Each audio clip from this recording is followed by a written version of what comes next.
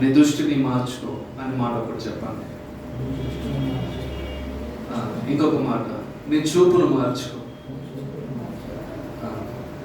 సమస్య అంతా ఎక్కడ వస్తుంది అంటే మనం చూసే చూపును బట్టి. చాలాసార్లు సమస్య ఎక్కడ వస్తుందంటే, ఎందుకనంటే మన జీవితంలో గొప్ప సమస్య, పెద్ద సమస్య వేరే వారి విషయంలో అది చాలా చిన్నది.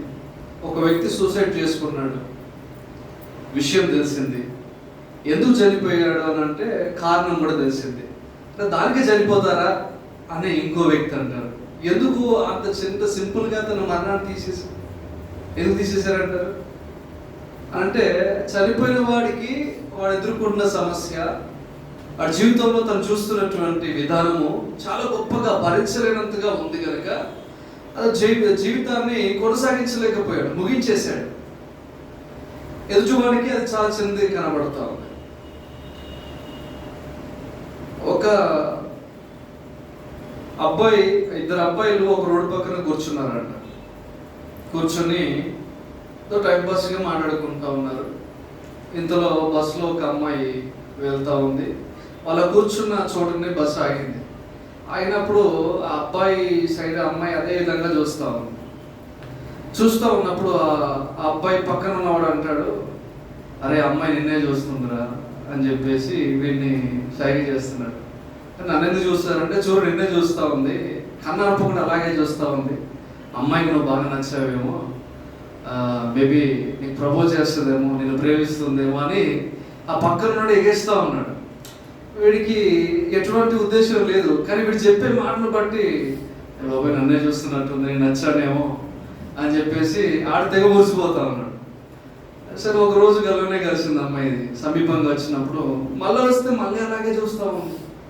అంటే అబ్బాయి వెళ్ళి, ఏంటమ్మాయి నేను నీకు బాగా నచ్చానా, నన్ను అదే రకంగా చూస్తూ ఉన్నావు, నా పక్కన ఉన్న అబ్బాయి నువ్వు చూడట్లేదు, నన్నే చూస్తూ ఉన్నావు ఏంటి, మరి మ్యారేజ్ చేసుకుందామా ఏంటి అని అడిగితే, అయ్యో అలా కాదు బ్రదర్, అచ్చం మీలాగే నాకు అన్నయ్య ఉండేవాడు, తను చనిపోయాడు, మిమ్మల్ని చూస్తే నాకు మా అన్నయ్యని చూసినట్టే అనిపిస్తూ ఉంది, అందుకే నేను పదే పదే చూస్తూ ఉన్నాను.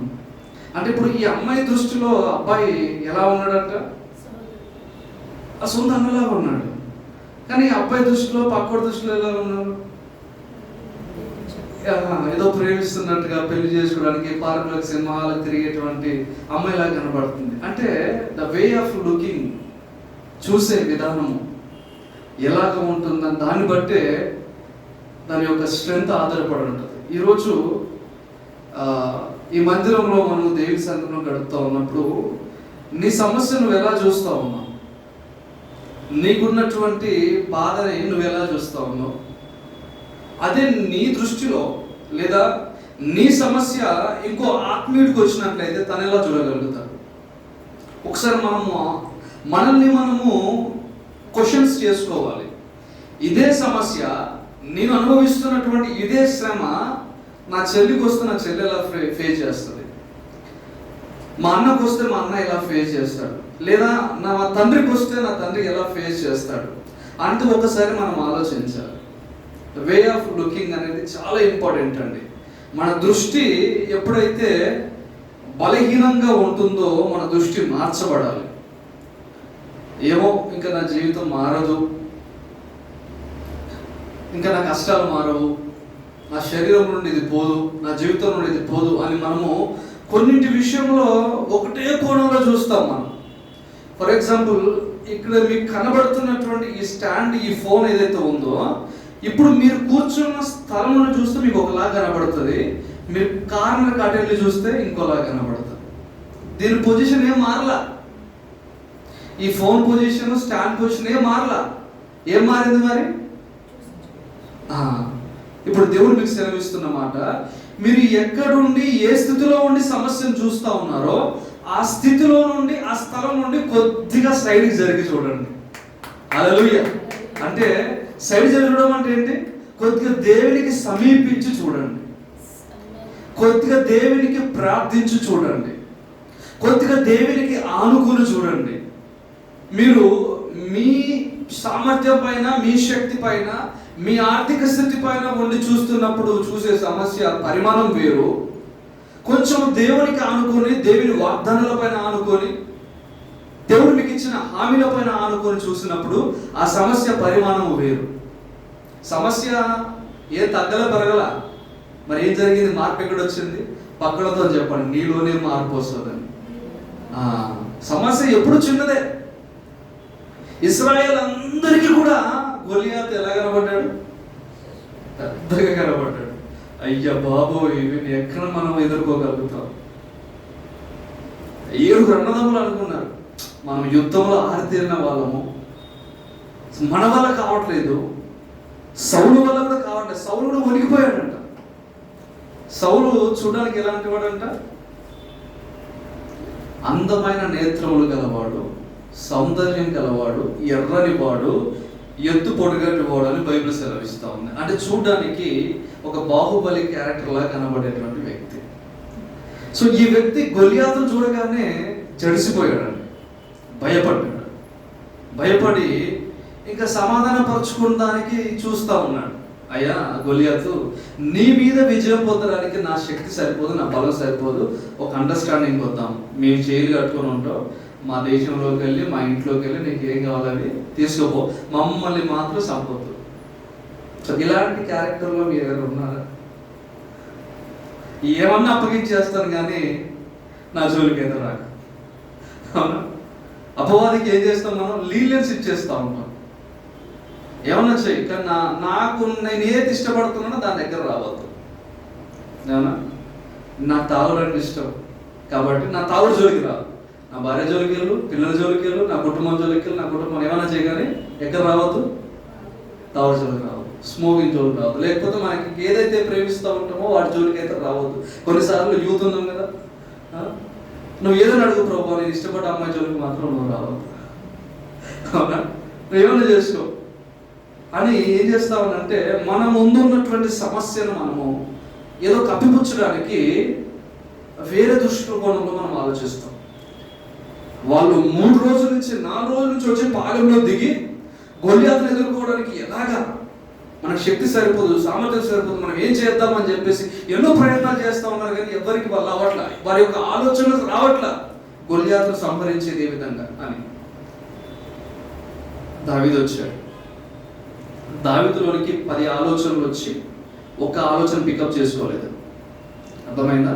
10 ఆలోచనలు వస్తే 10 ఆలోచనల నుండి ఒక ఆలోచన తీసుకోలేదు దావీదు. ఒకటే ఆలోచన వచ్చింది, ఒకటి ఫైనల్ చేశాడు. ఏమన్నాడు తెలుసా? సున్నతి లేనటువంటి ఫిలిస్తీయుడు ఇశ్రాయేలు ప్రజలను లేదా నా పరిశుద్ధ దేవుని దూషించడానికి ఎంత మాత్రమో వాడు. హల్లెలూయా! వాడికి ఎంత దమ్మో నా దేవుని అనడానికి, దేవుడు ఏర్పాటు చేసుకున్న ప్రజల మీదకి రావడానికి వాడికి ఎంత దమ్మని ఒకటే ఆలోచన వచ్చింది, ఒకటే నిర్ణయం తీసుకున్నాడు, ఒకటే రాయి వాడాడు. కథం కంప్లీట్ అయిపోయింది టాస్క్. అంటే చూసే విధానం.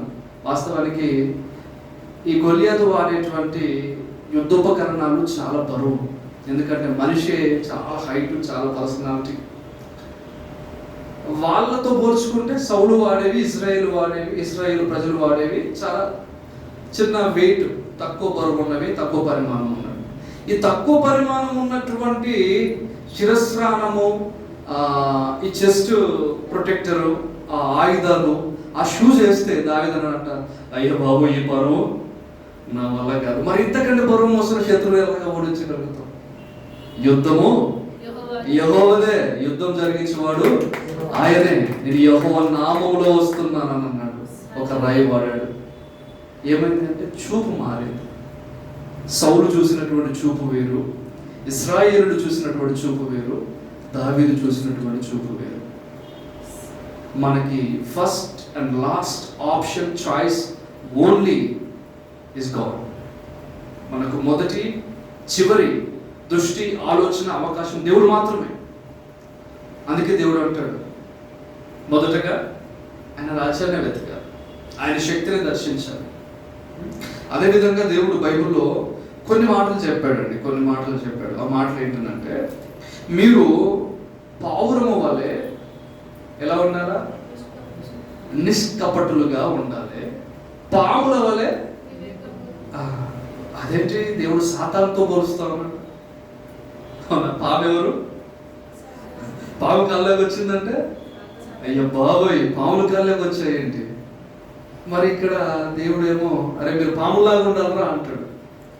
పాముకి ఎంత వివేకం ఉంటుందో మీకు అంత వివేకం ఉండాలని పాముతో పోలుస్తారేంటి?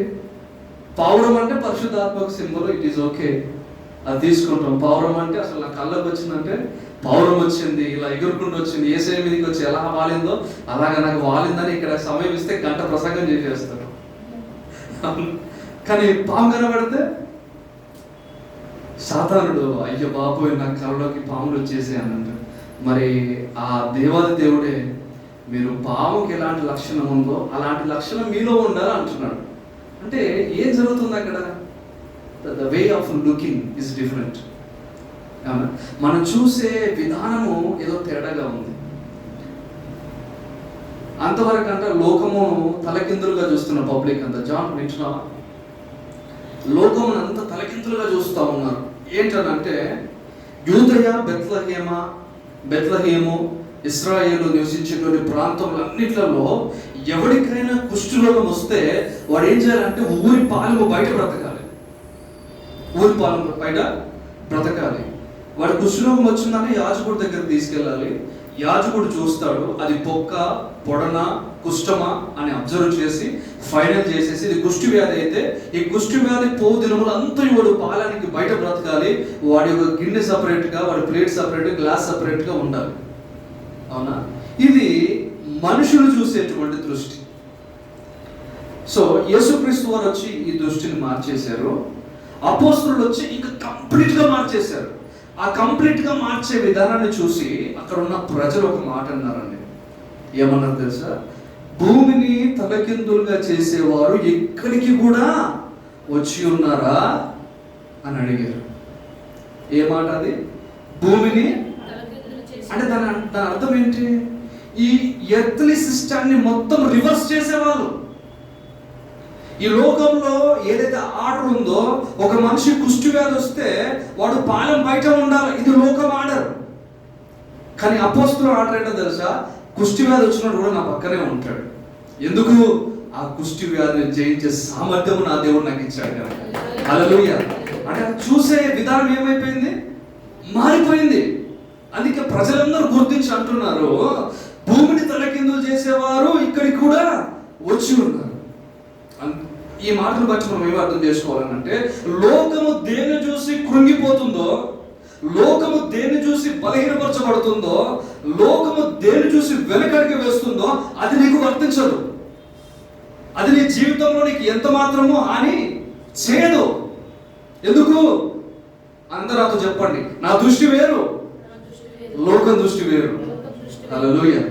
ఇలాగే ఎప్పుడైతే మనల్ని మనము దేవుని యొక్క ఆత్మీయతలో ఇన్స్పైర్ చేసుకుంటామో, ఎంకరేజ్ చేసుకుంటామో, పరిశుద్ధ ఆత్మ దేవుని ఒక శక్తిని బట్టి దేవుడు అంటే ఆనందిస్తాడట. మనం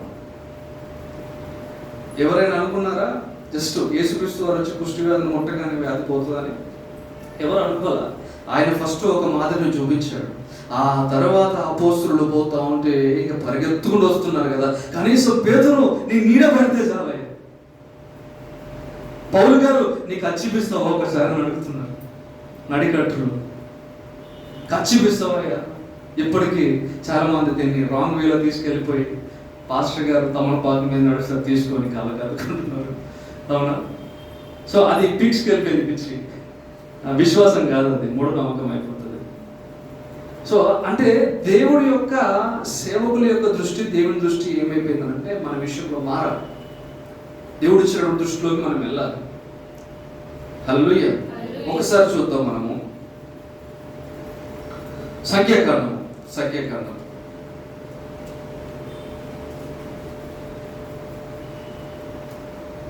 20వ అధ్యాయము.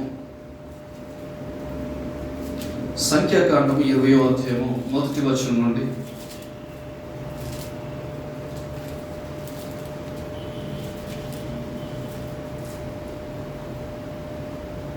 నేను చదువుతాను, అబ్జర్వ్ చేయండి. మొదటి నెల యందు ఇశ్రాయేలీయుల సర్వ సమాజము సీను అరణ్యమునకు రాగా ప్రజలు కాదేశులో దిగిరి. అక్కడ మిరియాము చనిపోయి పాతిపెట్టబడను. ఇక్కడ ఇశ్రాయేలు యొక్క మొదటి నెల పేరు నీసాను. ఇశ్రాయేల్ యొక్క వాళ్ళకి 12 నెలలు ఉన్నాయి. మనకి ఎన్ని నెలలు? 12 నెలలు. కానీ ఇశ్రాయేల్ యొక్క నెలలు మన నెలలు సేమ్ కాదు, గుర్తుపెట్టుకోవాలి. ఇశ్రాయేల్ యొక్క మొదటి నెల జనవరి కాదు, మన నెల ఏంటి? జనవరి. యాక్చువల్గా తెలుగు క్యాలెండర్ ప్రకారము మొదటి నెల జనవరి కూడా కాదు. ఏంటి మరి? ఏప్రిల్. కానీ మనం వాడేటువంటి క్యాలెండర్ గ్రిగోరియన్ క్యాలెండర్ అంటారు మనం వాడే calendar. Most of the Europe countries మొత్తం ప్రజెంట్ అయితే ఈ గ్రిగోరియన్ క్యాలెండర్నే వాడుతున్నారు. ఇదే క్యాలెండర్ని ఇంగ్లీష్ క్యాలెండర్ అని అంటారు. ఇంగ్లీష్ క్యాలెండర్లో మనకు ఆదివారం మొదలుకొని మళ్ళీ ఆదివారం వరకు వారము, జనవరి మొదలుకొని డిసెంబర్ వరకు సంవత్సరం. సో ఇది మనం వాడేటువంటి క్యాలెండర్. అయితే యూదులు వాడేటువంటి క్యాలెండర్ అది కాదు. ఇక్కడ ఏం చెప్తున్నాడు అంటే మొదటి నెల యందు ఇశ్రాయేలీయుల సర్వ సమాజము. మొదటి నెల ఇశ్రాయేల్ యొక్క మొదటి నెల ఏమని చెప్పాను? నీసాను. నీసాను. మనకి జనవరి అని ఎలాగో వాళ్ళకి మొదటి నెల పేరు నీసాను. ఈ నీసాను మాసము వాళ్ళకు ఎప్పుడు, అసలు మన క్యాలెండర్ ప్రకారం వాళ్ళకి ఎప్పుడు వస్తుంది? ఎప్పుడు వస్తుంది అంటే ఏప్రిల్ సగం నుండి మే సగం వరకు, అనగా ఏప్రిల్ 15వ తారీఖు నుండి మే 15వ తారీఖు ఈ మధ్యకాలం ఏదైతే ఉందో వాళ్ళకి మొదటి నెల. అర్థమైందా? మొదటి నెల అంటే అది మనకు ఏ కాలము? అది మనకి ఏ కాలము? చలికాలమా, వర్షకాలమా, ఎండాకాలమా? ఎండాకాలం. మంచి ఎండలు. ఏప్రిల్ 15 నుంచి మే 15 అన్నది నెంబర్ 1 ఎండల కాలం మనకు. వాళ్ళకు మొదటి నెల. మనకు మొదటి నెల ఏ కాలం? చలికాలం. అంటే బైబుల్ కాలాలు మాసాలు వేరు, మన ఇండియాలో మనము ఫాలో అవుతున్నటువంటి మాసాలు కాలాలు వేరు. ఎప్పుడు కూడా బైబిల్లో ఉన్న కాలాలు మన కాలాలు ఒకటే అని బైబిల్ చదవద్దు. అర్థమవుతుందా? బైబిల్ రికమెండ్ చేసిన కాలాలన్నీ నెలలన్నీ మనవి కాదు. మన ఇండియాలో జనవరి ఫిబ్రవరిలు కాదు, అవి వేరు. అందుకే ప్రతి ఒక్క బిలీవర్కి 12 నెలల పేర్లు రావాలి. యూదా క్యాలెండర్ యొక్క 12 నెలల పేర్లు రావాలి, ఏప్రిల్ క్యాలెండర్ యొక్క నెలలు. రైట్? నీసాను మొదలుకొని ఆధార్ నెల వరకు 12 నెలలు రావాలి. వీలైతే ఒకసారి నేను చెప్తాను. సో ఈ ఎండాకాలంలో మనకు ఎండాకాలం, అక్కడ వాళ్ళకి ఫస్ట్ నెల. ఈ ఎర్రటి ఎండలో మొదటి నెల ఇశ్రాయేలీయుల సర్వ సమాజము సీను అరణ్యమునకు రాగా ప్రజలు కాదేశులో దిగిరి. అక్కడ మిరియాము చనిపోయి పాతి పెట్టబడను. ఆ సమాజమునకు నీళ్లు లేనందున వారు మోషే అహరోనులకు విరోధముగా. చలికాలంలో నీళ్ళు లేకపోతే పెద్ద బాధం కాగదేమో పాపం వాళ్ళకి. వర్షకాలంలో నీళ్ళు లేకపోతే పెద్ద బాధం కాగదేమో. ఎర్రటి ఎండలు మండుతున్నాయి. వాళ్ళు ప్రయాణం చేసేది అక్కడ అరణ్యం అని రాయబడింది. అరణ్యానికి ఇంగ్లీష్లో విల్డర్నెస్ అంటారు. విల్డర్నెస్ అని అంటే ఎడారి. అర్థమైందా? ఇప్పుడు వీళ్ళు ఈ ఎర్రటి ఎండలో ఎక్కడ ప్రయాణం చేస్తున్నారు? ఎక్కడ? ఎడారిలో.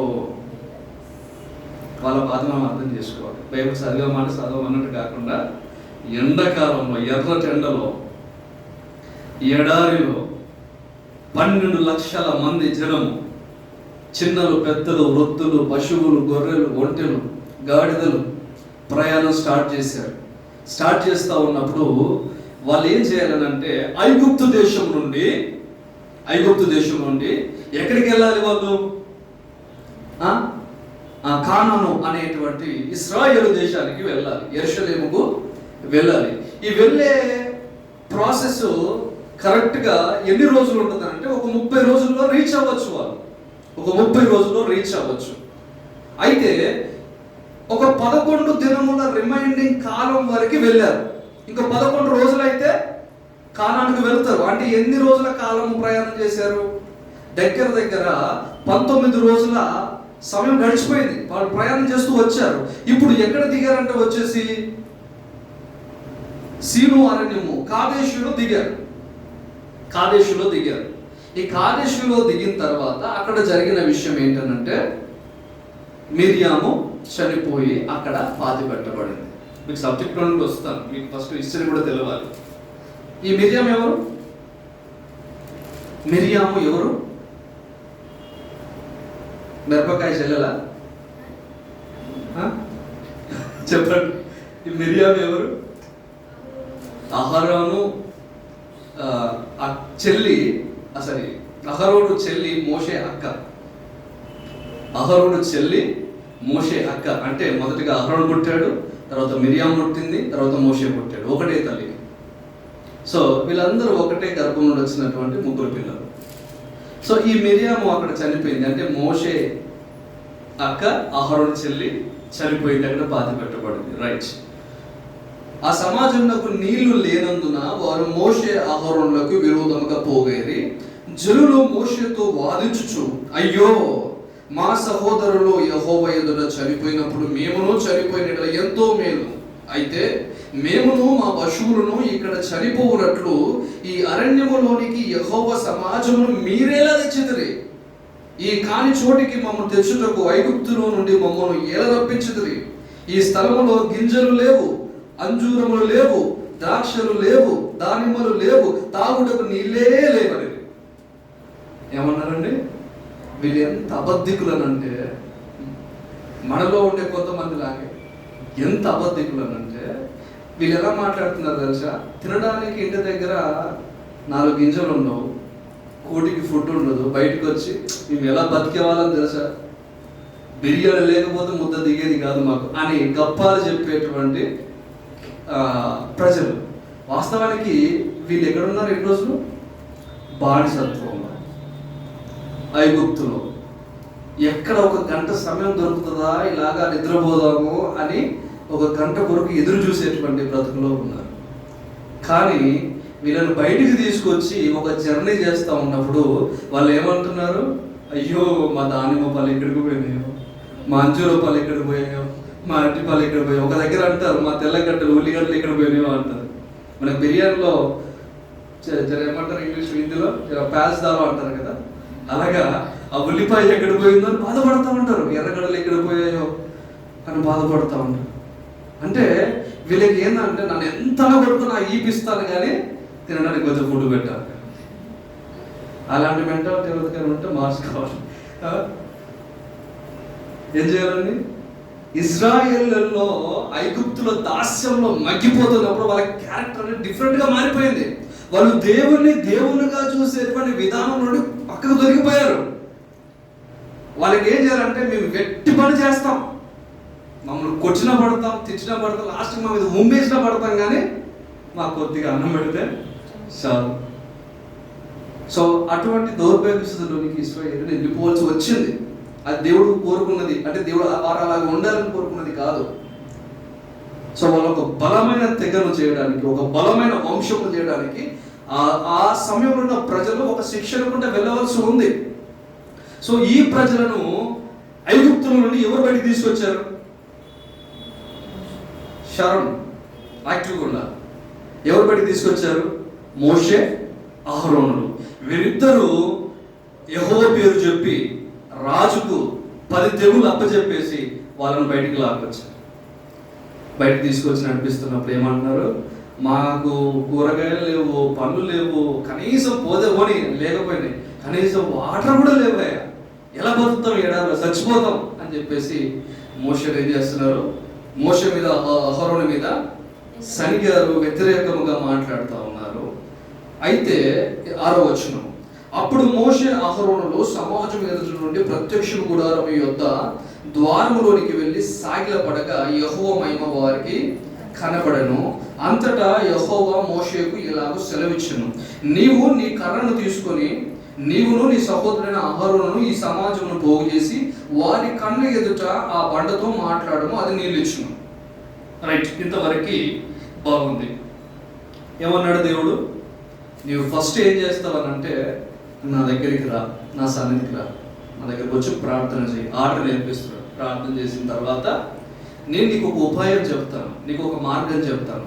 ఆ మార్గం ప్రకారము, ఆ యొక్క నేను చెప్పినటువంటి ఫార్ములా ప్రకారం నువ్వు చేస్తే నీ సర్వ సమాజానికి నీళ్ళు వస్తాయి అని చెప్పినప్పుడు ఆ ప్రకారము ఏదో జరిగింది. అక్కడ వాటర్ వచ్చేసి సమృద్ధిగా తాగారు, వెళ్ళిపోతూ ఉన్నారు. అయితే ఇంకొక విషయం ఏం జరిగిందంటే ఇక్కడ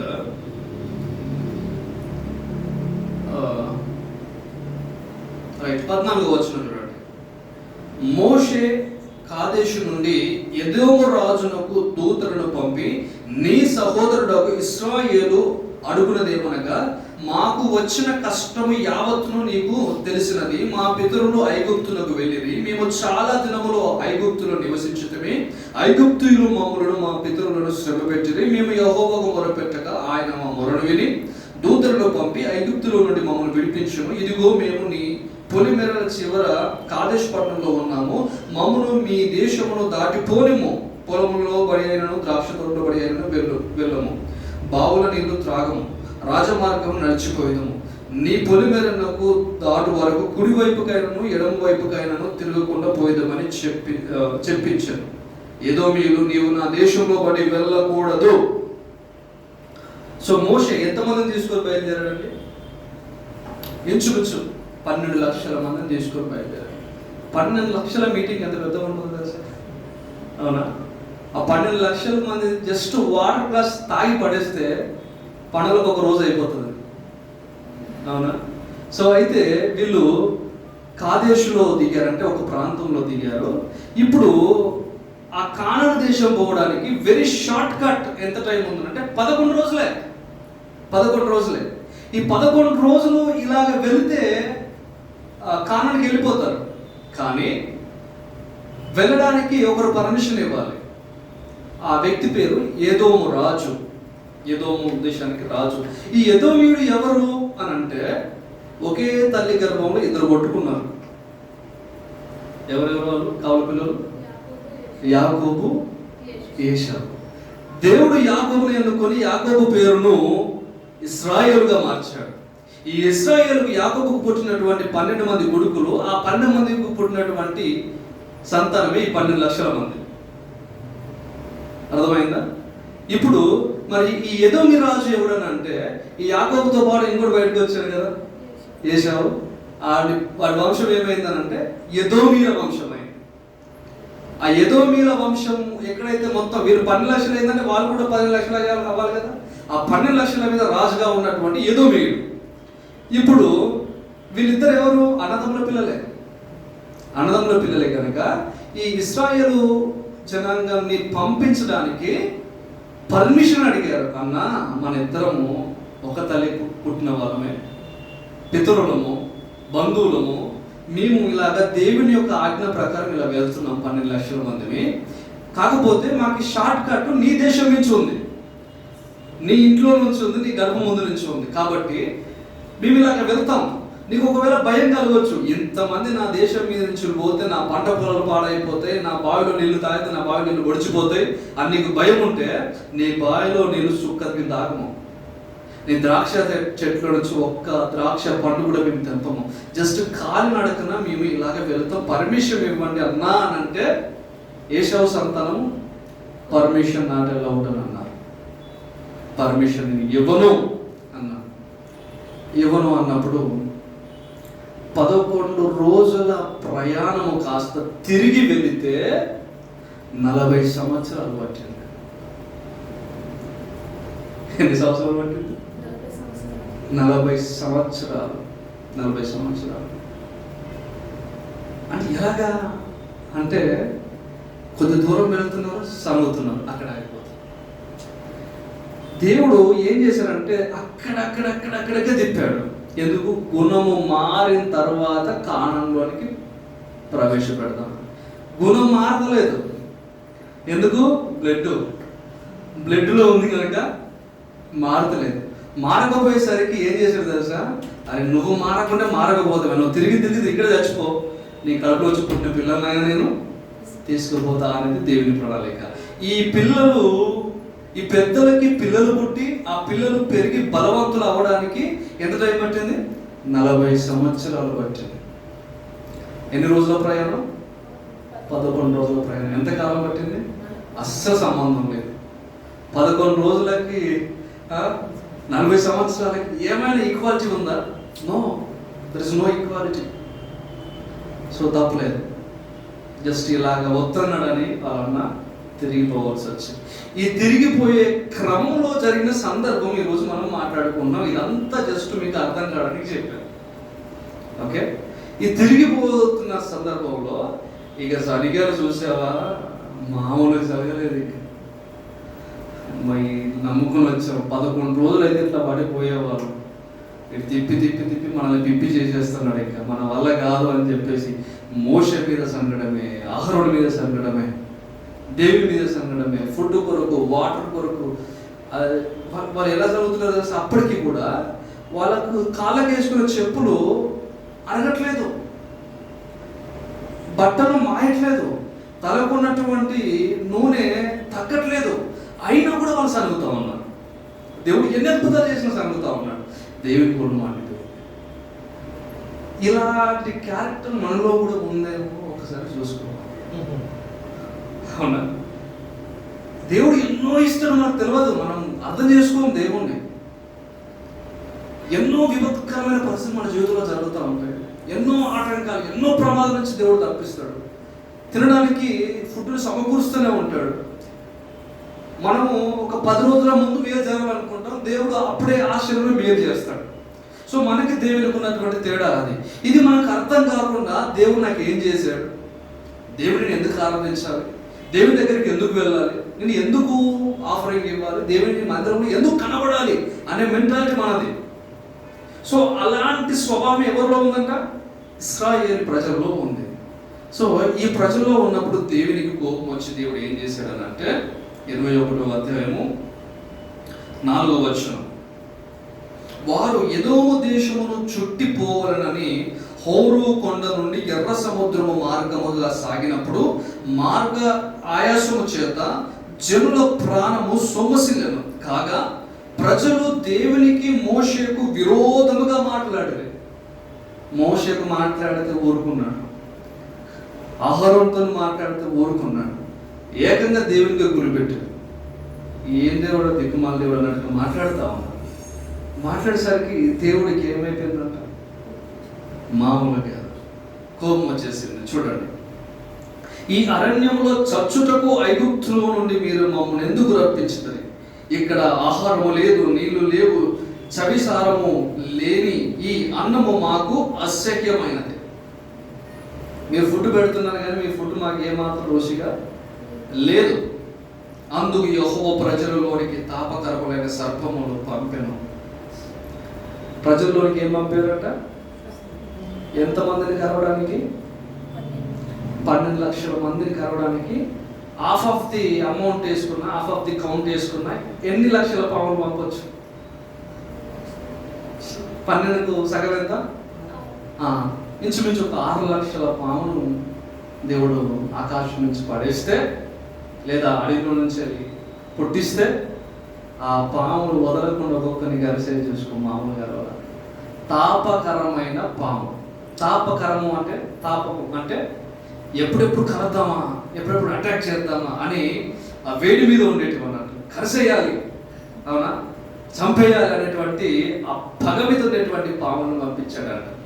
అంటే ఒక రకంగా చెప్పాలంటే అది ఆకలితో ఉన్నాయి, మనుషులను కరిసేయాలనేటువంటి ఆకలితో ఉన్నాయి తాపకరమైన పాములు. ఆ అంత ఆకలితో ఉన్న పాములను పంపిస్తే అది ఒక్కొక్కరిని వదలకుండా కాటేసేసాయి. చూడండి, అందుకు యెహోవా ప్రజల్లోనికి తాపకరమైన సర్పములు పంపెను. అవి ప్రజలను కరవగా ఇశ్రాయేలులో అనేకులు చనిపోయిరి.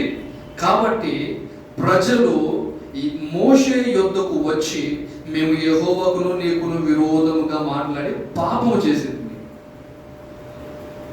అప్పుడప్పుడు చురుకలు ఉంటేనే మాట్లాడినారు.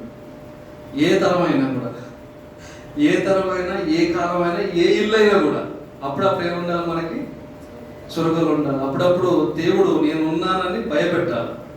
అలా భయపెట్టకపోతే దేవుడు ఎక్కడ ఉన్నాడు లేరు అనుకుంటాం. మీరు మర్చిపోతాం కానీ చురుకలు మర్చిపో. సో దేవుడు ఏం చేశాడు? పాములను పంపించాడు. పంపించిన తర్వాత అవి కలిసాయి. కొంతమంది కొట్టుకుంటున్నారు విషయంతో, కొంతమంది ఆల్రెడీ చచ్చిపోయారు. మిగిలినటువంటి ప్రజలు పరిగెత్తుకొని మోషే దగ్గరికి వచ్చి, అయ్యా మోషే, ఐఎమ్ వెరీ సారీ, నేను నీకు వ్యతిరేకంగా మాట్లాడాను. అది పోనీ అంతతో ఆగానా? దేవునితో కూడా నేను వ్యతిరేకంగా మాట్లాడాను. మేము పాపం చేశామయ్యా, ఇప్పుడు నువ్వేం చేస్తావంటే మా పక్షంలో దేవునికి మొరపెట్టు. నిజంగా మేము తప్పు చేసాం, పశ్చాత్తాపడుతున్నాం అన్నప్పుడు వాడు నిజంగా పశ్చాత్తాపడ్డాడో లేకపోతే ఆ పాము కాటుకు భరించలేక అప్పటి మందం పశ్చాత్తాపడినట్టుగా నటించాడో తెలియదు. కానీ మొత్తానికైతే మోషే వారిపైన కనికరపడ్డాడు, దేవుడు కనికరపడ్డాడు. ఎందుకనంటే దేవుడు నువ్వు బాధపడుతుంటే చూసే దేవుడు కాదు. ఆ తప్పిపోతున్న కుమారుని విషయంలో తండ్రి బెత్తంతో కొడతాడు. ఆ హక్కు ఉంటుంది. ఎందుకు? సావడానిక, సరిచేయడానికి. ఇప్పుడు దేవుడు వారిని తాపకరమైన పాపంతో కల్పించింది చచ్చిపోవడానికి కాదు, దేని కొరకు? సరిచేయడానికే.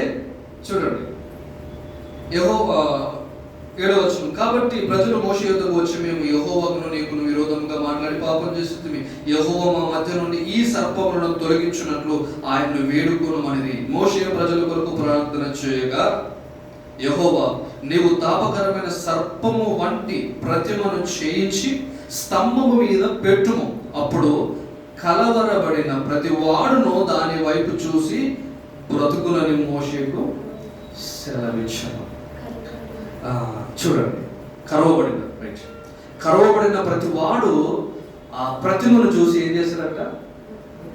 బ్రతుకు. చచ్చిపోయిన ఎలా చూస్తాడు చెప్పండి? ఆయన బ్రతుకుతాడు. జస్ట్ దానికి ఆపోజిట్గా తీసుకెళ్ళి నిలబెడితే సరిపోతుంది. ఏంటి ఈ సర్పము? ఏం సర్పం అంటది? సర్పము వంటి ప్రతిమను చేయించి స్తంభము మీద పెట్టుము. ఆ సర్పం ఎత్తడి సర్పం అని, ఎత్తడి ప్రతిమ. సో ఎత్తడి ప్రతిమను చేయించి ఎక్కడ పెట్టాలంట? ఒక స్తంభం మీద, ఒక పిల్లర్ మీద పెట్టాలి. మీరు ఎగ్జాక్ట్లీ మీ దృష్టిలోనికి రావాలి. ఇక్కడ ఒక స్తంభం అంటే చెక్కది కానీ, మట్టిది కానీ, సిమెంట్ది కానీ ఒక స్తంభం ఉంది. ఈ స్తంభానికి పాము చుట్టుకున్నట్టుగా ఒక ప్రతిమను చేయాలి. ఆ ప్రతిమను చేసినప్పుడు దానికి ఏరి చూడాలి. పాము చుట్టుకొని ఇలా పడిగిప్పి ఇలా ఉంటుంది ఆ స్తంభం మీద. 2-4 ఇలా వస్తాయి, కళ్ళు కనబడతాయి, ప్రతిమ ఉంటుంది. ఇత్తడిదని అంటే ఏదో మనము 10 లక్షల మంది ఇక్కడ మొదలైన వాడు ఆ చివరుండే వ్యక్తికి దూరం ఎంత ఉంటుందండి? మీరు ఫస్ట్ ఫ్లోర్ ఇక్కడ కూర్చున్నారు, 10 లక్షల మందికి స్థలంలో ఆ చివరున్నవాడు కూడా కనబడాలి అంటే ప్రతిమ ఎంత ఉండాలి? 12 లక్షల మంది కనబడే పెద్ద ప్రతిమ చేయించారు. చూడడానికి చాలా భయంకరంగా ఉంటుంది. సో ఆ ప్రతిమ వైపు చూసు ప్రతి వాడు, కరవబడిన ప్రతి వాడు చూస్తే వాడు బ్రతుకుతాడు. మీకు ఒక ఫ్యాక్ట్ చెప్పున్నా, చూడే ఈరోజు కూడా డాక్టర్ సింబల్లో అదే పాము ఉంది. అవునా? ఆ పాము యొక్క అర్థము ఇక్కడ నుంచే ఉంది. అవునా? సో ఈ లోగోస్ మీనింగ్ ఎవరికి తెలియదు, కానీ అది ఫారెన్లో ఉన్నటువంటి బిలీవర్స్ అయినటువంటి డాక్టర్స్ మొదటగా దాన్ని వారి యొక్క వైద్యానికి చిహ్నంగా పెట్టుకొని ప్రపంచవ్యాప్తంగా అది స్ప్రెడ్ అయిపోయింది. ఇప్పుడు డాక్టర్ సింబల్ ఒక గుండె పిన్ నుండి దానికి పాము చుట్టుకొని ఉంటుంది. ఆ వైద్యం వైపు చూసిన ప్రతి ఒక్కరు బతుకుతాడు అన్నట్టు. సరే, దేవుడు ఇది ఎందుకు పెట్టాడు మరి అంటే, ఈ ఇద్దరు సర్పం చేశాడు, దీని వైపు చూస్తే ప్రతి వాడు బతుకుతాడు. ఈ పాము వారిని కలిసింది. ఇది సింబాలిక్గా చెప్పబడింది. అయితే ఈ మాట మనకి ఇంకొక దగ్గర చూస్తాం మనం. పేతురు రాసినటువంటి మొదటి పత్రిక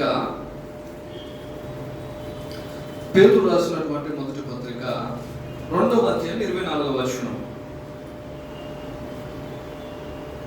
పేతురు గారు రాసిన మొదటి పత్రిక 2వ అధ్యాయం 24వ వచనం. మనము పాపముల విషయమై చనిపోయి నీతి విషయమై జీవించినట్లు. అది నా కరెక్టేనా? 1 పేతురు 2వ అధ్యాయం 24వ వచనం. 24వ వచనం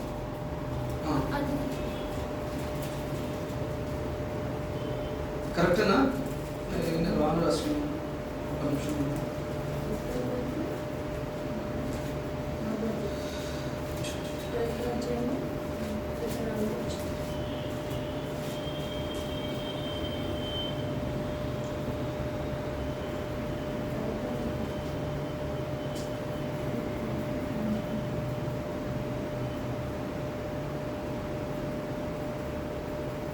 చదవండి. మనము పాపముల విషయమే చనిపోయి నీతి విషయమై జీవించున్నట్లు, పాపము విషయములై చనిపోయి నీతి విషయమై జీవించినట్లు ఆయన తానే తన శరీరమందు మన పాపములను, ఆయన తానే తన శరీరమందు మన పాపములను మ్రాను మీద మోసుకొనెను. ఆయన పొందిన గాయముల చేత మీరు స్వస్థత నొందుతారు. ఇంకొక మాట ఉంటుంది,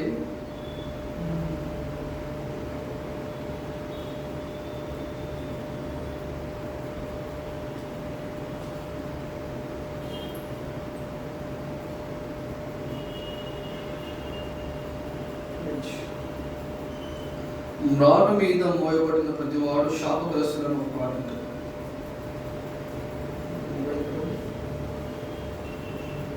మొబైల్ కూడా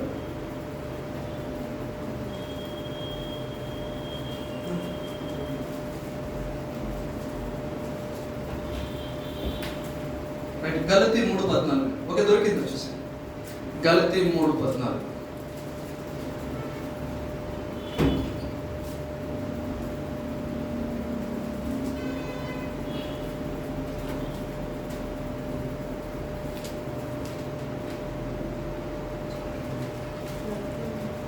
గలతీలకు రాసిన పత్రిక 3:14 ఒకసారి బయట చదవండి. ఆత్మను చూసిన వాగ్దానము విశ్వాసము వలన మనకు లభించినట్లు అబ్రహాము పొందిన ఆశీర్వచనము క్రీస్తు యేసు ద్వారా అన్యజనులకు కలుగుటకై క్రీస్తు మన కోసము శాపమై మరణను ధర్మశాస్త్రము యొక్క శాపము నుండి విమోచించెను. మ్రాను మీద వేలాడిన ప్రతి వాడును శాపగ్రస్తుడని వ్రాయబడి ఉన్నది. ఇప్పుడు ఈ పాము చేత ఎంతమంది అయితే బలహీనపరచబడ్డారో, ఎంతమంది అయితే ఎఫెక్ట్ అయ్యారో, ఎంతమంది అయితే చనిపోయారో, ఆ చావుల నుండి బ్రతికించడానికి ఏం చేయాలంటే ఈ పాము విషయాన్ని తీసేయాలి. ఈ పాము విషయం ఏంటంటే, ఫర్ ఎగ్జాంపుల్ ఈ లోకంలో ఉన్నటువంటి పాపం అనుకుందాం. ఒక మనుషుని ద్వారా లోకం అంతటికి ఏమొచ్చిందండి? పాపం వచ్చింది. ప్రతి మనుషులోనికి కూడా పాపం అనేది వాడి శరీరంలో, బుద్ధిలో, ఆలోచనలో, రక్తంలో పాపము స్ప్రెడ్ అయిపోయింది. సో ఇప్పుడు ఆ వ్యక్తి పరిశుద్ధపరచబడాలి అని అంటే ఆ పాపం యొక్క వేర్లతో సహా తొలగించబడాలి. ఆ పాపము వేర్లతో సహా తొలగించబడాలి. సో ఈ పాము కరిచినటువంటి వ్యక్తులు బ్రతకాలి అని అంటే, మీరు ఊర్లలో వింటారో లేదో నాకు తెలియదు, కానీ నేను మా సైడ్ అయితే నేను చాలా విన్నాను. ఏ పాము అయితే కరుస్తుందో ఆ పాము చంపబడాలి అంటారు. ఎందుకనంటే ఆ పాము చంపబడితే ఆ శరీరంలో విషం తొందరగా పోతుంది అంట. అది నిజమేనా? చాలా మంది వార్తలో ఉన్న మాట. సో ఇప్పుడు ఈ మనిషిలో ఉన్నటువంటి పాపము పరిపూర్ణంగా విడుదల పొందాలనంటే ఆ పాము ఏం చేయబడాలి? చంపబడాలి. సో ఈ పాము అన్నింటికి సాదృశ్యంగా ఒక ఇత్తడి సర్పాన్ని చేయించి అక్కడ పెట్టి, అది ఆ ప్రజల్లో ఉన్నటువంటి విషయానికి సాదృశ్యంగా ఉంది, ఆ ప్రజల్లో ఉన్నటువంటి విషయం యొక్క విడుదలకు సాదృశ్యంగా ఉంది. ఎప్పుడైతే ఈ స్తంభం మీద ఈ పాము చుట్టబడి ఉందో, అది దేనికి సింబల్ అంట? శాపానికి సింబల్. మ్రాను మీద వేలాడిన ప్రతి వాడు ఎవడంట? శాపగ్రస్తుడు. ఇప్పుడు ఈ పిల్లర్ మీద, ఈ స్తంభం మీద ఉన్నటువంటి పాము ఏమైపోయింది? శాపంగా మార్చబడింది. అంటే ఈ ప్రజల్లో ఉన్నటువంటి ఆ యొక్క విషయాన్ని, ఆ యొక్క బలహీనతలన్నిటినీ గ్రాస్ప్ చేసుకోవడానికి ఈ పాము నిలువబడింది. ఇప్పుడు ప్రతీకారం చేయవలసినటువంటి బాధ్యత తండ్రి అయిన దేవుడిది దేని మీద ఉంటుంది? ఈ పాము మీద ఉంటుంది. ఈ పాము మీద దేవుడు ప్రతీకారము చేశాడు. ఈ పాము మీద ప్రతీకారము చేయడం వల్ల, ఇదిగో నా రోగానికి, నా శరీరంలో ఉన్నటువంటి విషయానికి ప్రతీకారము జరిగింది అని ఎవరైతే నమ్మి ఈ పామును చూడగలుగుతారో వారి శరీరంలో నుండి విషము అంటే వెళ్ళిపోతున్నాడు. అప్పుడు ఆ ప్రతిమను చూసి ప్రతి వాడు కూడా ఏం చేస్తాడు? బ్రతుకుతాడు. చచ్చిన స్థితిలో ఉన్నవాడు అయినా సరే ఆ ప్రతిమను చూసినట్లయితే ఆ వ్యక్తి బ్రతికి తీరాల్సిందే. ఈ ప్రతిమ నిలబెట్టడానికి గల కారణం ఏంటంటే, ఏ సర్పం అయితే ఆ స్త్రీని ఆధారం చేసుకొని వచ్చి స్త్రీని పురుషుని ఇద్దరిని పాపంలోకి నడిపించిందో ఆ సర్పాన్ని ఇక్కడ దేవుడు ఉరిస్తంభాన్ని ఎక్కించి చంపేశాడు. ఆ మనిషిలో ఉండేటువంటి పాపము పోవడానికి ఏం చేశాడనంటే ఆయనే శిలువ పైన బలియాగం అయిపోయి ఆయనను చూసే ప్రతి వాడికి ఏం కలుగుతుందంట? ఏం కలుగుతుంది? అయ్యో, పాము యొక్క విషము శరీరం నుండి వెళ్ళిపోవడానికి పాము నిలబడినప్పుడు ఆ నిలబడిన కారణం ఏంటి? ఆ పాము నిలిపిన కారణం ఏంటి? పాము నిలబెట్టడానికి గల కారణం ఏంటి? మరణం. జస్ట్ బాడీలో ఉన్న విషము విరుగుడైపోయి మనిషి బ్రతకాలి. That is the only reason. కనుక ఆ పాము ఎందుకు నిలబెట్టబడిందో అందుకు అక్కడ క్లియర్ అయిపోయింది, మనుషులు బ్రతికారు, అయిపోయింది. ఇప్పుడు అదే స్థితిలో యేసుక్రీస్తు వారు శిలువ మ్రానుమైన వేలాడేటువంటి సందర్భం వచ్చింది. ఎందుకొరకు వేలాడో పేతురు గ్రంథము 2వ అధ్యాయం 24వ వచనంలో ఉంది.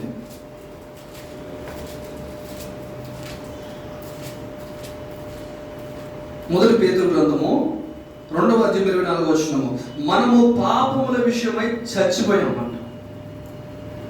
మనకి ఏ పురుగు గుట్టలేదు, ఏ పాము గర్వలేదు, అవునా? ఏ పాము దగ్గరికి మనం పోలేదు. మన బ్లడ్డే పాపము బ్లడ్ అయిపోయింది.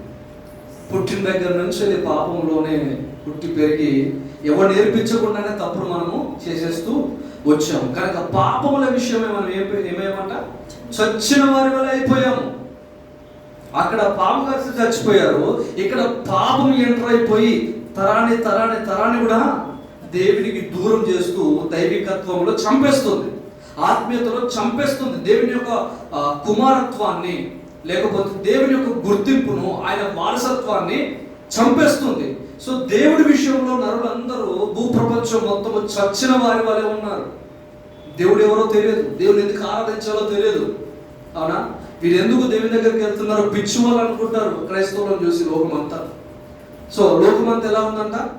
పాపముల చేత చచ్చిన వారి వలె ఉందంట. చూడండి, మనం పాప విషయమై చనిపోయి నీతి విషయమై జీవించున్నట్లు ఆయన తానే తన శరీరమందు మన పాపములను మ్రాను మీద మోసి కొనెను.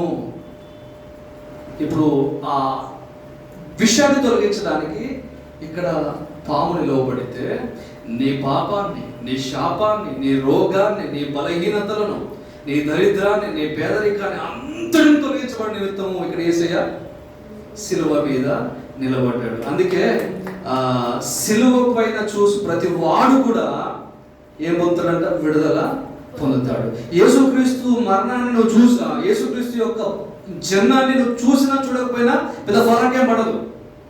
యేసుక్రీస్తు వారి యొక్క బర్త్డే సెలబ్రేషన్ చేసుకున్నా చేసుకోకపోయినా కూడా నీకు పెద్ద ఫరకేం పడదు. నువ్వు క్రిస్మస్ చేసుకోకపో, కానీ నువ్వు మస్ట్ అండ్ షుడ్ ఏం చేయాలంటే నువ్వు గుడ్ ఫ్రైడే సెలబ్రేట్ చేసుకోవాలి. హల్లెలూయా. నువ్వు ఈస్టర్ సెలబ్రేట్ చేసుకోవాలి. ఎందుకంటే చచ్చిన వాని వలె పడి ఉన్నటువంటి నా బ్రతుకును, నా భవిష్యత్తును దేవుడు శిలువ పైన మరణించి ఇదిగో నీ కొరకు నేను ప్రాణత్యాగం చేశాను, ఇక మీద ఏ శాపము నీ మీద ఏర్పాటు చేయడానికి వీలు లేదు, ఏ రోగము నీ మీద ఏర్పాటు చేయడానికి వీలు లేదు. ఇప్పుడు వీళ్ళు చూసిన చూపు మారింది. వాళ్ళు ఎందుకు చూశారు? పాపకి వెళ్ళి చనిపోవడానికి, బ్రతకడానికి. హల్లెలూయా. ఇప్పుడు ఈ పాము బైబిల్లో ఎవరికి సాదృశ్యంగా ఉంది? ఈ పాము ఎవరికి సాదృశ్యంగా ఉంది? ఇది ఒకటే పాము, ఇంకే పాము కాదు. ఈ స్తంభం నిలబెట్టిన ఒక్క పామే యేసుక్రీస్తు వారికి సాదృశ్యంగా ఉంది. కల్లో కనబడే ప్రతి పాము సాధారణ కాదు, గుర్తుపెట్టుకోండి. అప్పుడప్పుడు బైబిల్లో ఇలాంటి ఎత్తడి పాములు కూడా ఉంటాయి, అవునా? ఆ సర్పాన్ని ఎందుకు సాదృశ్యం అంతే, యేసయ్య కాదు, సాదృశ్యం అంతే. ఇలాగా రానటువంటి 1000 తరాల తర్వాత ఒక వ్యక్తి చనిపోతా ఉన్నాడు. ఈ పామును చూస్తే మీరు ఎట్లాగైతే విషం వీరుడై బ్రతికారో అలాగే ఇంకొక వ్యక్తి పరిశుద్ధమైనటువంటి కన్య గర్భము ద్వారా పుట్టి మీ కొరకు చనిపోయినప్పుడు మీ శరీరంలో, రక్తంలో పనిచేస్తున్న ప్రతి బలహీనత, పాపము విరగొట్టబడుతుంది అని చెప్పడానికి సాదృశ్యంగా యేసయ్య చనిపోవడానికి సాదృశ్యంగా పామును నిలబెట్టాడు. ఇప్పుడు అర్థమైంది ఇత్తడి యొక్క సర్పం ఎందుకు నిలబెట్టబడిందో. రైట్. ఇప్పుడు ఈ పామును వేరే పామును చూసినట్టుగా ఈ పామును చూస్తే దీని అర్థం తెలియదు. రైట్. కాబట్టి మనం చూసే విధానము మార్చబడలేదు. టైం ఎంత అవుతుందండి? 10:14 11:14. Okay okay right. 14 రైట్. ఇంకొకటి చూద్దాం మనం.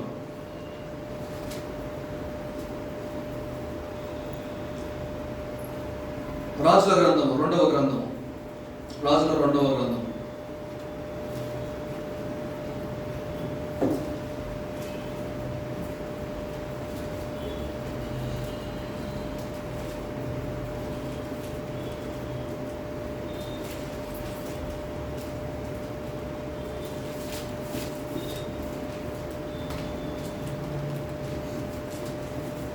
ఆరవ అధ్యాయము.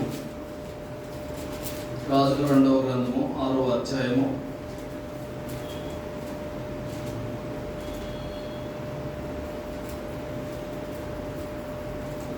ఎనిమిదవ వచనం నుండి నేను చదువుతాను, మీరు గమనించండి. 6వ అధ్యాయం 8వ వచనం నుండి. సిరియా రాజు ఇశ్రాయేలుతో యుద్ధము చేయవలనని కోరి తన సేవకులతో ఆలోచన చేసి ఫలాని స్థలమందు మన దండుపేట ఉంచుదుమని చెప్పాను. అయితే ఆ దైవజనుడు ఇశ్రాయేలు రాజునకు వర్తమానము పంపి, ఫలాని స్థలమునకు నీవు పోవద్దు, అచ్చటికి సిరియన్లు వచ్చి దిగి ఉన్నారని తెలియజేశాను. చూడండి ఏం జరుగుతుంది ఇక్కడ. ఏం జరుగుతుందంటే సిరియా రాజు అంటే చాలా క్రూరమైనటువంటి రాజు. ఈ సిరియా రాజు యుద్ధానికి వస్తూ ఉన్నాడు. ఎక్కడికి యుద్ధానికి వస్తూ ఉన్నాడు? ఏ దేశం మీదకి, ఏ ప్రజల మీదకి వస్తూ ఉన్నాడు అంటే ఇజ్రాయేలు దేశం మీదకి, ఇజ్రాయేలు దేవుడి ప్రజల మీదకి యుద్ధానికి వస్తూ ఉన్నాడు. అయితే దేవుడు ప్రవక్త నిలపడానికి గల కారణము, అపోస్తులు నిలపడానికి గల కారణము, పాస్టర్స్ని రాజు నిలపడానికి గల కారణము వీళ్ళేదో గొప్పవాళ్ళని కాదు, ఇదో ప్రవక్త గొప్పవాడని కాదు. ప్రవక్త నిలిపిన, రాజును నిలిపిన, యాజకుడు నిలిపినా కూడా ప్రజల కొరకు నిలుపుతా ఉన్నాడు. ఈరోజు మన యొక్క కాన్స్టిట్యూషన్స్ లో కూడా ప్రజలు గొప్ప, ప్రజలను పరిపాలించే రాజులు గొప్ప చెప్పాలి. సీఎం గొప్ప, ప్రజలు గొప్ప గట్టిగా అని అనుకుంటాం. ప్రజలు కోపం వచ్చి ఓట్లు తిప్పేశారంటే సీఎం మొత్తం వాటిలో కొట్టుకోపోతున్నారు. ఓట్ల ప్రజలే గొప్పలు. ప్రజలు తలుచుకుంటే రాజులను మార్చగలుగుతారు. అవునా కదా? సో మన రాజు ఎంత బలం ఉండని, ఎంత డబ్బు ఉండని, ఎంత రౌడీలో పెట్టుకొని కూడా ప్రజలు తలుచుకుంటే రాజులు కూడా ఎగిరిపోతారు. సో ఇప్పుడు ఈ ప్రజలను పరిపాలనించు నిమిత్తమే ఎవరున్నారు? రాజులు, ప్రవక్తలు. ఇక్కడ రాజులు, ప్రవక్తలు ఉన్నారు. అయితే ఈ ప్రజల మీదకి ఒక సిరియనుడైనటువంటి శత్రువు రాజు వస్తున్నప్పుడు దేవుని ప్రవక్త ఎలాగ నిదానంగా ఉండగలుగుతాడు? దేవుడు ఎలాగ ఉంచుతాడు దేవుని ప్రవక్తని? కనుక ఆ విషయం ముందుగానే ప్రవక్త అయినటువంటి ఎలీషాకు తెలియపరచబడుతుంది. ప్రవక్త అయినటువంటి ఎలీషాకు ఏమవుతుందండి? తెలిసిపోతుంది ముందుగానే. ఎందుకు? ఆయన ప్రవక్త కనుక ముందే తెలిసిపోగానే ఇన్ఫర్మేషన్ వెళ్ళిపోతుంది. ఎవరికి? ఇశ్రాయేలు రాజు. సిరియా రాజు వచ్చి పలానా గ్రౌండ్లో దిగాడు, నీ మీద అటాక్ చేయడానికి రెడీగా ఉన్నాడు, కనుక నువ్వు బై మిస్టేక్లో కూడా అటు పోవద్దు. ఎందుకంటే దేవుడు ఈ టైంలో యుద్ధం చేయమని చెప్పట్లా, మీరు సైలెంట్గా ఉన్నాడు, పోకుండా ఉంటే సరిపోతుంది అని ప్రవక్త ఇంటిమేషన్ ఇస్తూ ఉన్నాడు. నువ్వు చెప్పింది నేను ఎందుకు వినాలని అంటే రాజ్యాన్ని కోల్పోతారు. ప్రవక్త మాట వినాలి షోరగా. చూడండి, ఫలాని స్థలమునకు నీవు పోవద్దు, అచ్చటికి సిరియన్లు దిగి వచ్చి ఉన్నారని తెలియజేశాను గనక ఇశ్రాయేలు రాజు దైవజనుడు తనకు తెలిపిన హెచ్చరిక చేసిన స్థలమునకు పంపి సంగతి తెలుసుకొని తన వారిని రక్షించుకొనెను. ప్రవక్త మాట వింటే చెప్పండి, నాకు రక్షణ. చెప్పండి, నా కుటుంబానికి రక్షణ, నా ప్రజలకు రక్షణ. ఈ సత్యాన్ని ముందుగా ఎవరు కనుగొన్నారు? ఇశ్రాయేలు రాజు, ఇక్కడ ఉన్నటువంటి ఇశ్రాయేలు రాజు ఏం చేశాడంటే ప్రవక్త ప్రవచించాడు. ఆ ప్రవక్త ప్రవచనాన్ని నమ్మి ఒకసారి కన్ఫర్మేషన్ కొరకు ఏం చేశారంటే వీరిలో వారిని పంపించి, అరే కొంచెం దూరం నుండి నిజంగా వచ్చారో లేదో చూసి రాకపోవడం, చూసి రాగానే అక్కడ వాళ్ళు యుద్ధానికి రెడీగా ఉన్నట్టుగా కనబడింది. కనుక తను యుద్ధానికి పోకుండా తన ప్రజలు ఏం చేసుకున్నాడు, రక్షించుకున్నాడు, అంటే కాపాడుకున్నాడు. దైవజనుని యొక్క మాట విని తన కుటుంబాన్ని, తన యొక్క రాజ్యాన్ని ఏం చేసుకున్నాడు రాజు, రక్షించుకున్నాడు. చూడండి, ఇలాగూ మాటి మాటికి జరుగుతూ వచ్చినందున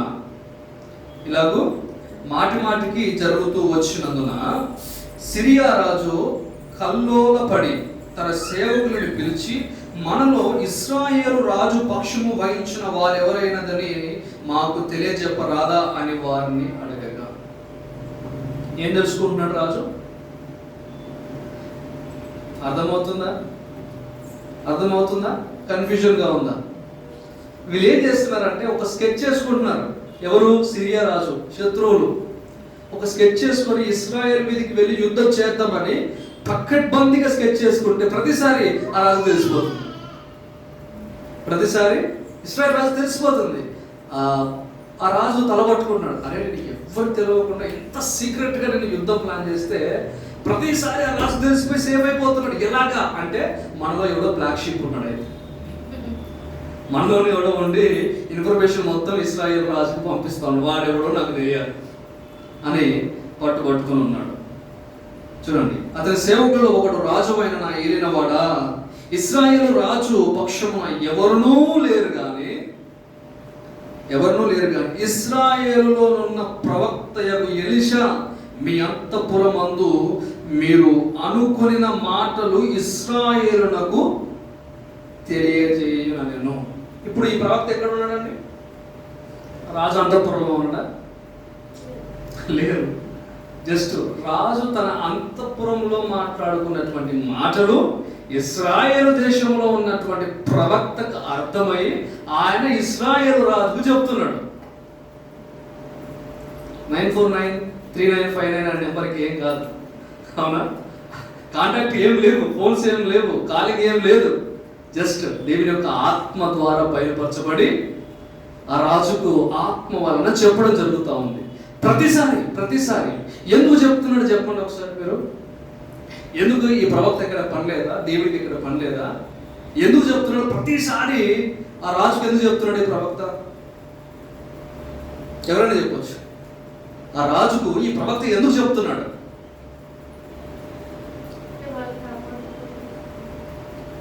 ఆయనకి ఏం అవసరం? చెప్పాడు, ఓకే. ప్రతిసారి ఎందుకు చెప్తున్నాడు? ఒక్కసారి చెప్పాడు, రెండుసారి చెప్పాడు, ప్రతిసారి ఎందుకు చెప్తున్నాడు ఈ ప్రవక్త రాజుకి? ఎవరు చెప్పగలుగుతారా? ఇప్పుడు నేను ఆ పని చేయొద్దు అంటాను, చేయలేదు. మళ్ళీసారి ఆ పని చేయొద్దు అంటాను, నువ్వు నాకు చెప్పేది ఏందని అంటాను. మళ్ళీ చెప్తాను, నువ్వు నాకేం చెప్పింది అంటాను. మూడోసారి చెప్పు నీకు. ఇప్పుడు అర్థమైందా? ప్రతిసారి ప్రవక్త రాజుకి ఎందుకు చెప్తున్నాడు? రాజు వింటూ ఉన్నాడు, రాజు లోబడుతూ ఉన్నాడు. ఎవరికి?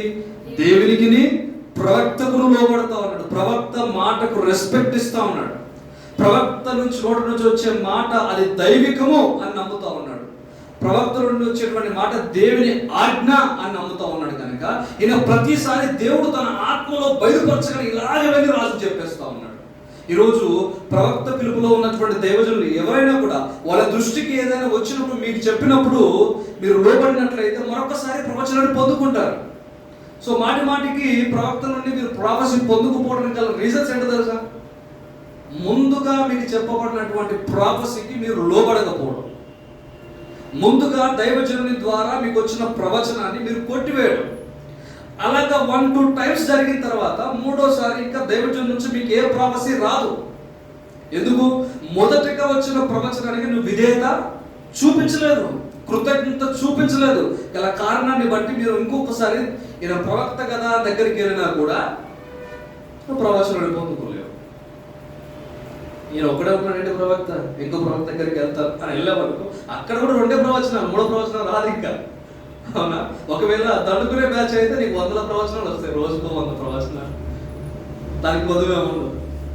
సో ఈ ప్రవక్త ఎందుకు చెప్తున్నాడు ప్రతిసారి రాజుకి వెళ్ళంటే, రాజు తన పొజిషన్ ఏదైనా కూడా దేవునికి లోబడుతున్నాడు, దేవుని యొక్క ప్రవచనాలు వింటూ ఉన్నాడు కనుక ప్రతిసారి చెప్తూ రావడం జరిగింది.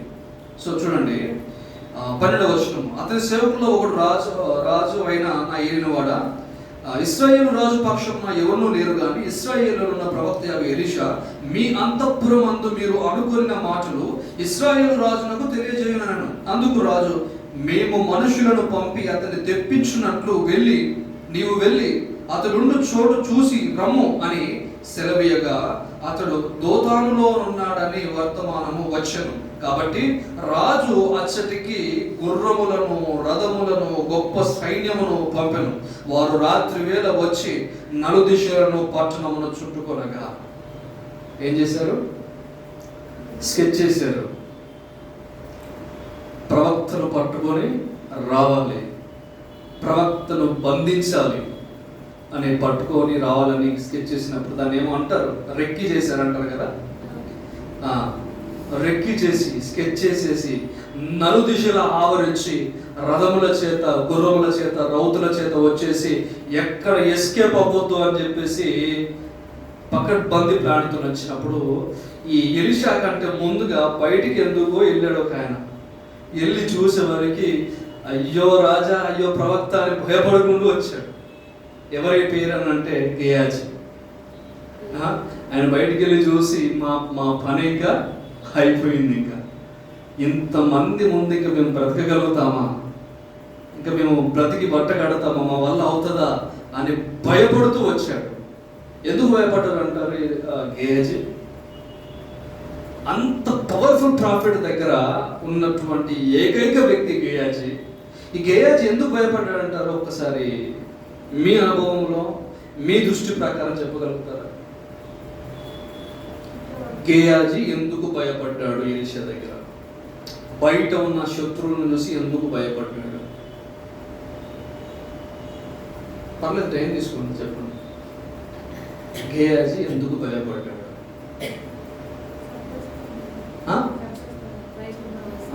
చంపేస్తారు అనుకోండి, ఇంకా చెప్పండి. ఎన్నో అద్భుతాలు చేస్తా ఉంటే చూశాడు గేయాజీ. నీళ్లు అన్ని కట్టిగా చేదుంటే దాంట్లో ఉప్పేయగానే అవి మధురం అయిపోయాయి. ఆ అద్భుతాన్ని చూశాడు. అయినా కూడా అలా చూసి భయపడ్డాడు. మళ్ళీ శిష్యులందరూ వండుకోవడానికి కట్టెలు లేవంటే అడవికి వెళ్ళి కట్టెలు నరకు వస్తున్నప్పుడు ఒకడు ఆ కొమ్మ నరుకుతా ఉంటే గొడ్డలు ఊడిపోయి నీళ్ళలో పడుతుంది. నీళ్ళలో పడ్డప్పుడు వాడు పరిగెత్తుకుంటూ వచ్చి, అయ్యా ప్రవక్త ఎలీషా గారు, నేను అరువు పట్టుకొచ్చినటువంటి గొడ్డలు నీళ్ళలో పడిపోయింది, వాడు వదలడు ఎక్కడ, నన్ను ఏం చేస్తావయ్యా అని చెప్పేసి అడిగినప్పుడు, నువ్వేం బాధపడకు, ఇదిగో నేను ఒక అద్భుతం చేయబోతున్నాను. ఒక చెట్టు కొమ్మ ఏర్చి అది ఎక్కడ పడ్డదని అడిగాడు. ఇగో ఇక్కడే పడిందని అక్కడ చెట్టు కొమ్మ ఎదిగానే ఆ చెట్టు కొమ్మ ఎక్కడైతే వేరో అక్కడ గొడ్డలి తేలుతూ బయట వచ్చింది. ఏంటి, గొడ్డలు తేలుతుందా? అవుతుందా? అది మామూలు అద్భుతమా? ఇనుము తేలుతూ పైకి వచ్చింది. ఎంత అద్భుతం చూసిన గేయాజీ వాళ్ళని చూసి వణుకుతూ వచ్చాడు లోపలికి. ఎందుకు భయపడ్డాడు? ఎందుకు భయపడ్డాడు అంటే ఈ గేయాజీకి ప్రవక్త వద్దు, దేవుడు వద్దు, ప్రవక్త నేర్పించేటువంటి ఆత్మీయత వద్దు.